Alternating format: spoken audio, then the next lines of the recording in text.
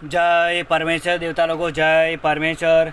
यह सौदागर महाजनान ऐसे बदमाश और बेईमान हैं कि जाहिरदारी में तो बहुत ही गरीब होकर रहते हैं और लोगों को दिखाने के लिए इस कदर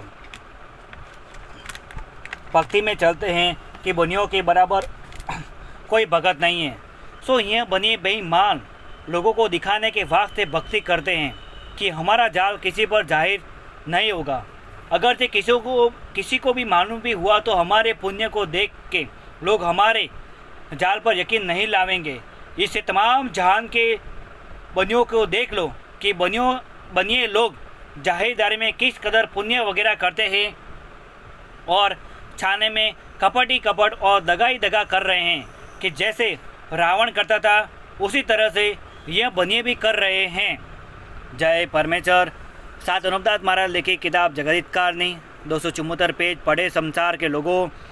ऊ किताब मुफीदा मौसुम ब जगदितकारणी तस्नीम सात अनुपदास मोत मुलक मारवार। यह जगदितकारणी जिसको श्री अनुपदास प्रिंटिंग प्रेस छावनी अनपुरा में छाप के प्रसिद्ध किया। तारीख 17 अप्रैल सन 1909 जहाँ बैसाख बुद्धि 12 संमत 1965 पेज नंबर 114। माँ बाप से जाके उस बात को उसी वक्त कह देते हैं और किसी तरह का डर अपने दिल में नहीं रखते हैं। सो इस तरह से हिंदू मुसलमान बुरी भली बात बनियों से छुपा के नहीं रखते हैं और बनियों के ऊपर लाड़ रखते हैं। सो सब जहान के लोगों, तुम अपनी अपनी आंखों से देख ही रहे हो कि जैसा हो रहा है और मैं देख रहा हूँ कि जिस तरह से यह बनिए कहते हैं और सलाह करते हैं उसी तरह से होता है। बल्कि हिंदुस्तान में तो बनियों का ही डाला नमक पड़ता है, परंतु हिंदू मुसलमान इन बनियों का लाड़ तो हमेशा से ही रखते हैं।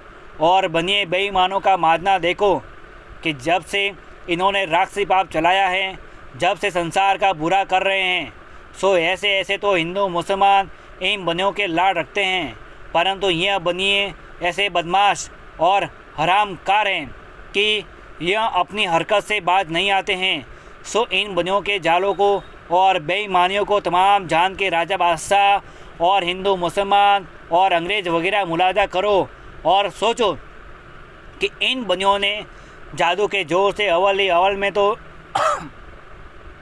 राजा बादशाहों के खजानों को ज़मीन के रास्ते से खींच लिया है और खींच लेते हैं, यानी ज़मीन को फाड़ के और जिन बादशाहों को कि ख़राब कर दिया है उन बादशाहों के खजानों को जादू के जोर से पहले ही खींच लिया था कि जो खजाना कदीम से थे।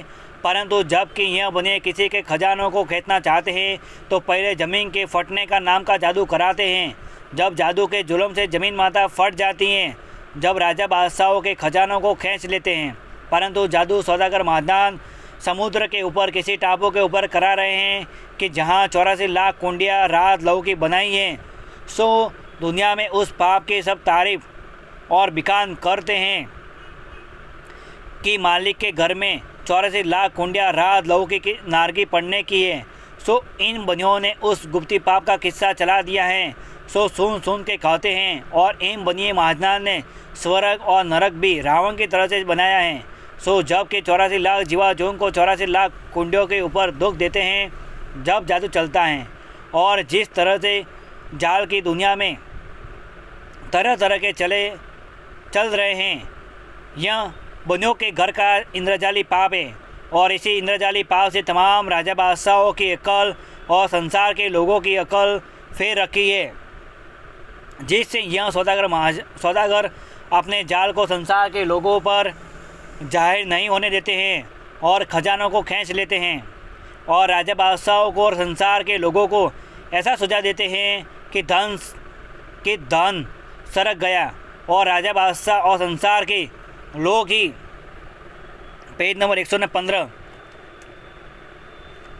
लोग ही ऐसा कहने को लग जाते हैं कि लक्ष्मी सरक गई है और यह नहीं कहते हैं कि यह बनियों के घर का राक्षसी पाप है, परंतु वो किस तरह से कहे, क्योंकि उनकी अकल तो राक्षसी पाप में कैद हो रही है।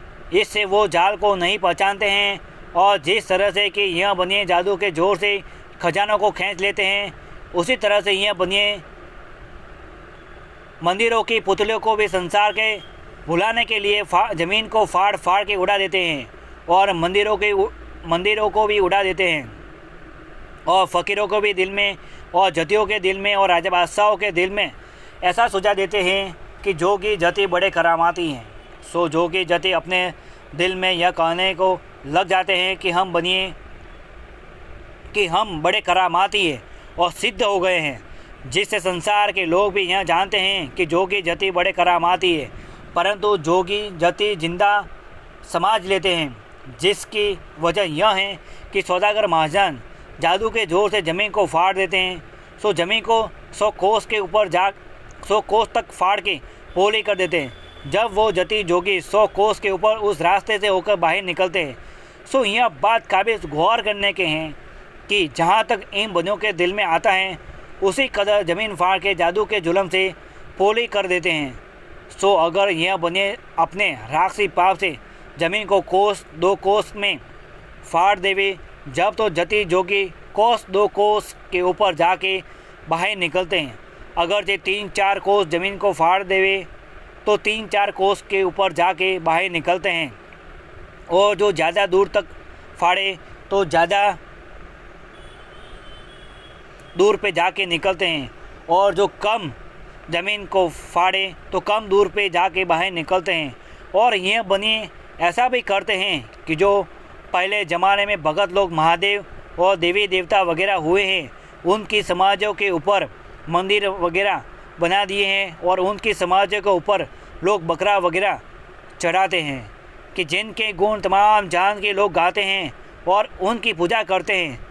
तो यह बनिए लोग जादू के जोर से ज़मीन को फाड़ के और उनके मंदिरों की पुतलों को जिस कदर दूर पे बाहर निकालना मंजूर होवे निकाल देते हैं, और दुनिया को अपने जादू से ऐसा सुझा देते हैं कि देवी देवता वगैरह फलानी जगह निकले हैं। और यह रोग ज़मीन माता को इस तरह का है कि जैसे आदमी के बदन में बादी की सूजन और चिस और चबक हो जाती है, और वो सूजन और चबक और चिस मिश्रण आदमी के सर में होवे और वो एक साथ ही फ़ौरन पाँव में आ जावे और पाँव में से कमर में आ जावे, उससे आदमी को बहुत तकलीफ़ होती है कि मरने के लायक हो जाता है। इसी तरह से यह महाजन लोग बादी का रोग ज़मीन माता को कर देते हैं जब उनको किसी खजानों या मंदिर की पुतलियाँ वगैरह और फ़कीरों वगैरह को जल्दी खेतना मंजूर हुए, तो ज़मीन माता को बादी की चीज़ का रोग कर देते हैं कि वो चीज़ फ़ौरन खींच के चली जाती है। जय परमेश्वर देवता लोगों, साधु रामदास महाराज लिखी किताब जगत कहानी 274 पेज पढ़ करके बंदोबस्त करो, जब जाके सब संसार की औलाद को अच्छी तरह से आराम मिलेगा। जय परमेश्वर देवता लोगों, जय परमेश्वर।